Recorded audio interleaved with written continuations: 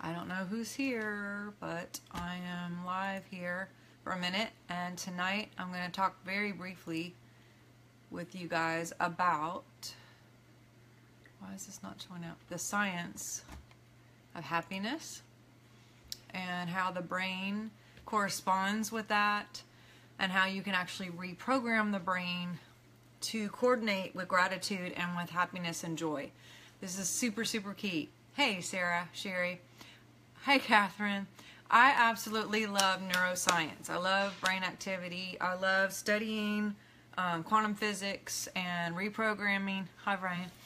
And so I'm really, really excited about this topic. I actually went to Utah recently, and there was a man there named Sean Acord who does research on the science of happiness. Hey, Lori. He had a whole workshop with us. Melissa, how you doing? And went into all the research that he has based on what it is that makes people happy, how to stay happy permanently, and the differences between some people who have what seems to be everything at their fingertips, whether it's relationships, money, great job, great kids, whatever, versus people who have absolutely nothing, and the differences between how people respond to those situations. In other words, there were some people who were deathly ill and had absolutely nothing, totally in poverty, but were super, hey, Miss Betty, Lori. Oh my gosh, there's a lot of you guys here on tonight. Is everyone just bored and they had to come say, oh my gosh, James, I haven't seen you in a long time. What's up, bro? So what people were seeing, what this guy was talking about, is there were some people who were sick in the hospital, even children in the hospital, who had death-threatening illnesses, who had total joy and gratitude about every single day, versus a lot of people who had everything, whether it was relationship, business, money, shelter, obviously, things like that at their fingertips, and couldn't find happiness no matter what they did.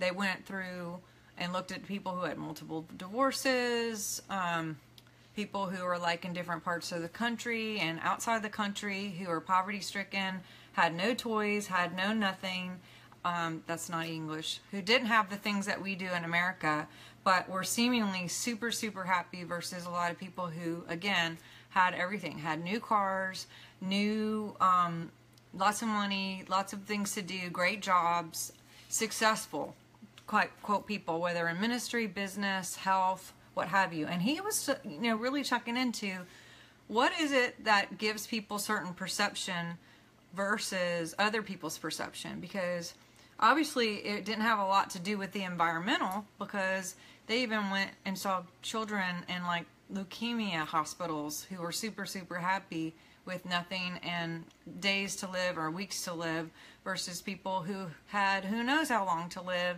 and lots of great things at their fingertips. So to me, I'm very, very excited to learn about some of the things that he shared having to do with the neuroscience. And he also gave us tips on actually how to reprogram the brain. So you and I, all of us, hey David, hey Trina, hey guys, how all of us could actually retrain our brain to look at, see, and experience joy and gratitude permanently on a daily basis. And so I'm going to share a little bit about some of the research that will help you kind of understand where I'm coming from.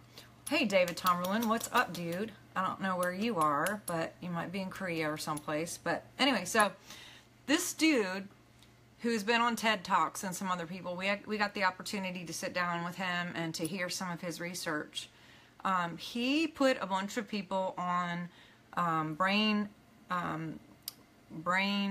machines that could test like the activity and the waves of how your brain activity would be, sitting under 5 hours in a basement doing nothing but playing video games, specifically the video game Tetris. I don't know if any of you are familiar. Do any of you guys play video games? Denise, anybody? Bobby, do you guys play video games? Have you ever played Tetris? I've never actually played that game. I've seen a lot of people play it. Courtney, Marie, have you ever played Tetris? I don't know. But I do know, I've seen people who played it. Oh, a couple people. Awesome. I've seen a couple people who've played it, kind of watched over their shoulder. And I know for a fact that the whole point is like things are dropping and you're wanting to make like straight lines. You're wanting things to fall so all the things can go into straight lines and they're all even. Like everything has to be super, super even. So they had dozens and dozens of people that they put on all this brain activity, like hookups and wires, and made them play this game for a whole 5 hours straight. And then they let them go. They went home, and they contacted them later to see if they had any kind of similar results or different changes or shifts in their lives. And what was really, really cool and interesting is a lot of them came back and they were not only dreaming about playing video games, they were having issues in their house and or the grocery store or their office or whatever, organizing things to be in straight lines. Like they found themselves, or people would catch them, not even consciously, but doing this unconsciously, going to the grocery store and lining up cans and or boxes to make things to be even. So if something was out or pulled forward, they were shifting it to make it go forward. Within a day or two of all this happening, they were noticing they were doing it in their refrigerator, in their cabinets at home, on their office tables. And so, they all took note, and everybody kind of wrote down the results of what was going on. That was the biggest thing, mainly, is that people wanted everything to be level and in clear lines, which is just like the video game. And that they were dreaming about playing video games. Like, they couldn't help it. I know I used to work at Fast Track years ago when I was like 15, 16 years old, and I remember there was a beep that would go through when people would come to the drive-thru. It was like beep, beep, and I would remember like dreaming about hearing that beep. It was like a nightmare, but so I get that part. I understand that part. But the other thing that was interesting is he sat down with a bunch of people and interviewed them over time to find out like what makes them happy, what makes them happy in work, what makes them happy in relationships. And he happened to interview this guy who is a tax auditor. And when he sat down and really spoke to him, the thing that was bothering the tax auditor was not so much his job, but he went on to say how him and his wife were having some big problems and how things weren't working out, and that he had had a lot of history in relationships previous where things just didn't work out. And so the guy asked him, well, what is it that happens? What's going on with the relationship? Why doesn't it work out? And what's going on with the current relationship? And the guy goes, I'll tell you, here, let me sit down and I will give you my list. And he actually pulls up his computer and he gets out a spreadsheet for Excel and he starts writing out everything that is wrong with his wife. And in the end, they were just like, okay. And then he ends up saying, I think I'm just going to send him this entire spreadsheet and let her know, because if she could change these things, then we would be fine. And, I don't think that they actually thought that was the greatest idea ever. But anyway, the point is, the more Sean was looking at this and looking at other people's job, he had a similar experience with someone who worked in quality control at a big warehouse. And his job was basically to look for things that were wrong so people could, hey, Marlene and Cheryl, New Zealand is here, awesome, and Montana, very cool. So their job was actually to find things wrong. And then he kind of bridged the gap over there and looked at the IRS guy, which obviously an auditor's job would be to also look for things that are wrong. And so what he did is he did lots of experience, and he had people, set up on these brain scans, and he would watch when people would talk about good things, bad things. He would look at the pathways and what have you regarding looking for things that are wrong. And hey, Matthew, that's so cool. Good to see you. So I thought it was really cool. In the end, what he did is he had all these people whose job it was to find things wrong. and he gave them a simple task. He had them sit down every single day, once a day, for at least a minute. They were supposed to think of 3 things that were really, really positive about their life, and they were supposed to also conclude with and why those things are positive. So Sean had actually said a good homework assignment would be, since we brush our teeth every day, at least once a day, hopefully twice, that during that time that we brush our teeth, we would take that moment of time to literally think to ourselves, what is something positive that's going on in my life and why? In 3 different ways, whether it was business, relationship, friends, ministry, animals in their life, you know, finances, whatever it is. But every time these people were to brush their teeth, their job was to think of 3 things that were really happy, that they had gratitude for, and why they had gratitude. They did this over 21 days, including the tax guy, including the auditor, the quality control guy. And sure enough, when they went back and tested their brain waves, certain parts of their brain having to do with joy and happiness were actually lit up way more than when they had not practiced being in gratitude. And so it took 21 days, and it was really, really cool. I think that actually no other circumstances changed on the outside. They didn't give their list to their partners to make them change all these things to make them be better. They didn't change their jobs. They didn't get a raise.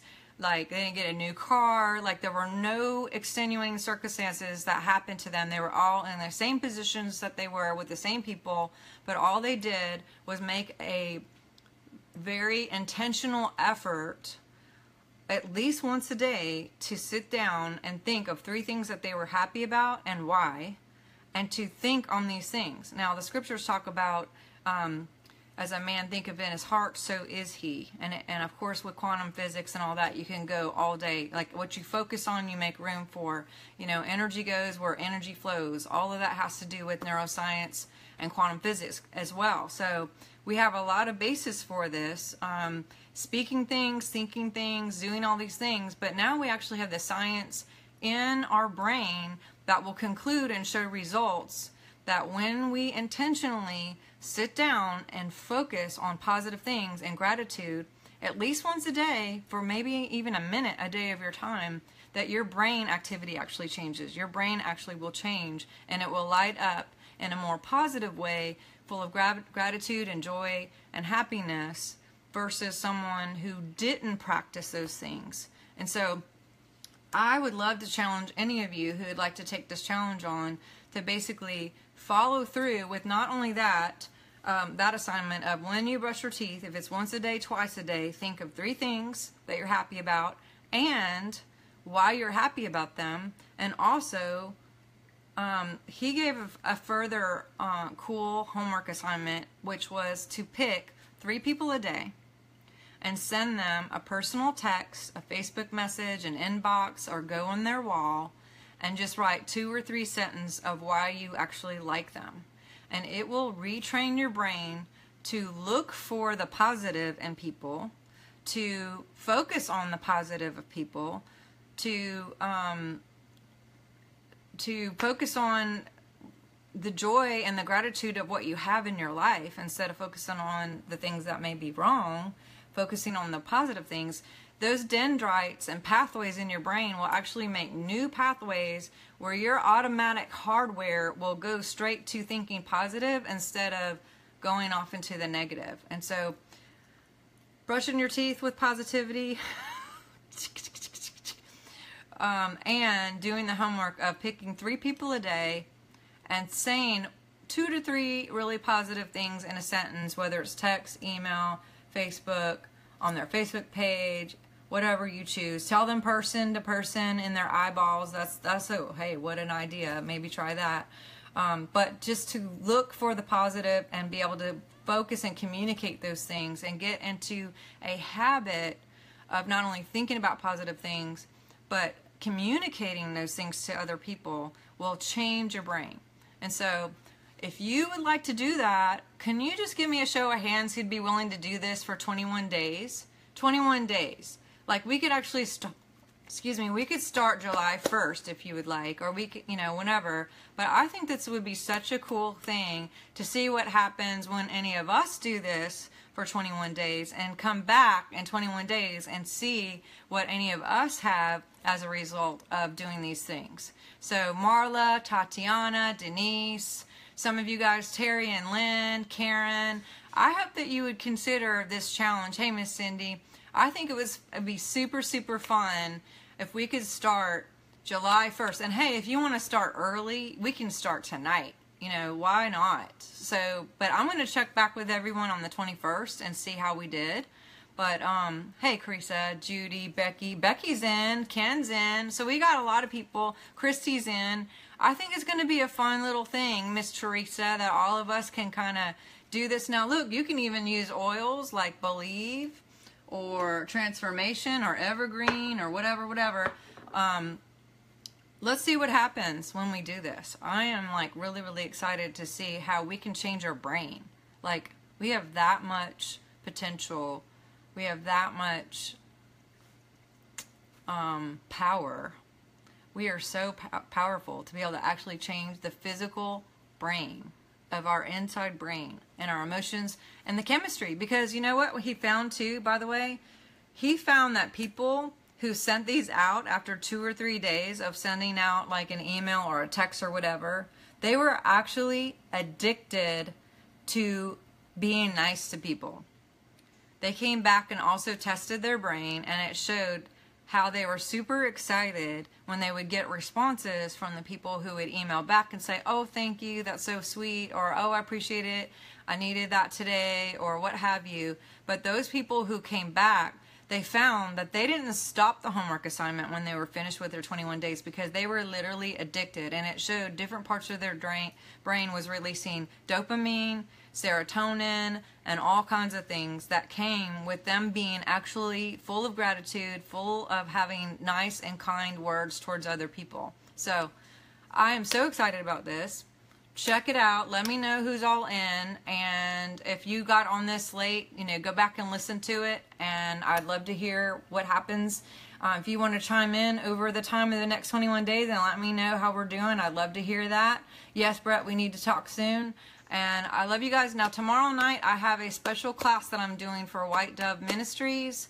And so if you want to get on that, you can scroll down on the Facebook page and you can get into that too. It's going to be tomorrow at 7 o'clock.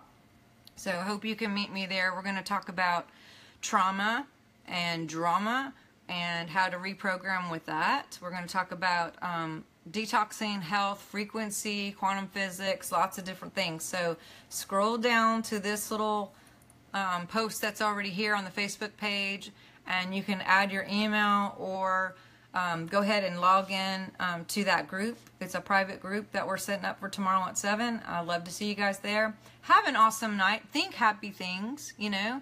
Do the whole Philippians 4 thing where it says think on these things that are beautiful, things that are loving, things that are kind, things that are good news. These things are things that we can do and that we can choose to do as we have the mind of Christ.